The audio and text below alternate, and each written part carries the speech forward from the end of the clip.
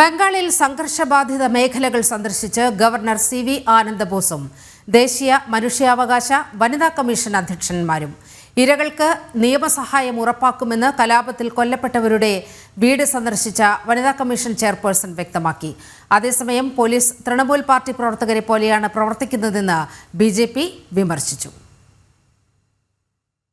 വഖഫ് നിയമ ഭേദഗതിക്കെതിരായ പ്രതിഷേധത്തിന്റെ മറവിൽ ഹിന്ദു വിരുദ്ധ കലാപം നടന്ന മുർഷിദാബാദിൽ മലോച്ച, ധുലിയാൻ, മാൽഡ ഉൾപ്പെടെയുള്ള മേഖലകളിൽ ഗവർണർ സി വി ആനന്ദബോസ് നേരിട്ട് സന്ദർശിച്ച് സ്ഥിതിഗതികൾ വിലയിരുത്തി. വീടുകളിലേക്ക് പോകാവുന്ന സാഹചര്യം ഉണ്ടാകുന്നതുവരെ ഇരകൾക്ക് താൽക്കാലിക ക്യാമ്പുകളിൽ സൗകര്യവും സംരക്ഷണവും ഉറപ്പാക്കണമെന്ന് ഗവർണർ നിർദ്ദേശിച്ചു. ഗവർണറുടെ റിപ്പോർട്ടിന്റെ അടിസ്ഥാനത്തിൽ കേന്ദ്ര ആഭ്യന്തര മന്ത്രാലയം ശക്തമായ തുടർ നടപടികൾ സ്വീകരിക്കും. ഇരകൾക്ക് സംരക്ഷണവും നിയമസഹായവും ഉറപ്പാക്കുമെന്ന് കലാപത്തിൽ കൊല്ലപ്പെട്ടവരുടെ വീട് സന്ദർശിച്ച ശേഷം ദേശീയ വനിതാ കമ്മീഷൻ ചെയർപേഴ്സൺ വിജയ രഹ്തർ പറഞ്ഞു.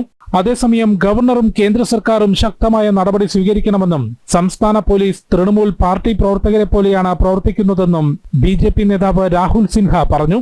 മമതാ സർക്കാരിന്റെ പിന്തുണയോടെയാണ് തീവ്ര ഇസ്ലാമിസ്റ്റുകൾ കലാപം നടത്തിയതെന്നും അദ്ദേഹം ആരോപിച്ചു.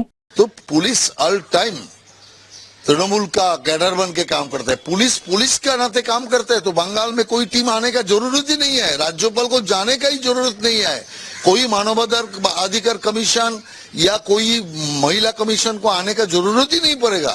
पुलिस ठीक काम करते थे तो, लेकिन पुलिस ही हो गया तृणमूल का कैडर, तो यही पर जनता को कौन रक्षा करे. കലാപമാളിക്കത്തിയ ധുലിയാൻ, മാൽഡ, മലോജ മേഖലകളിൽ നിന്ന് നിരവധി ഹിന്ദു കുടുംബങ്ങൾ പലായനം ചെയ്തിരുന്നു. അവരെ കേന്ദ്രസേനയുടെ സാന്നിധ്യത്തിൽ തിരിച്ചെത്തിക്കുന്ന നടപടികൾ ആരംഭിച്ചു. ജനം, ഡൽഹി.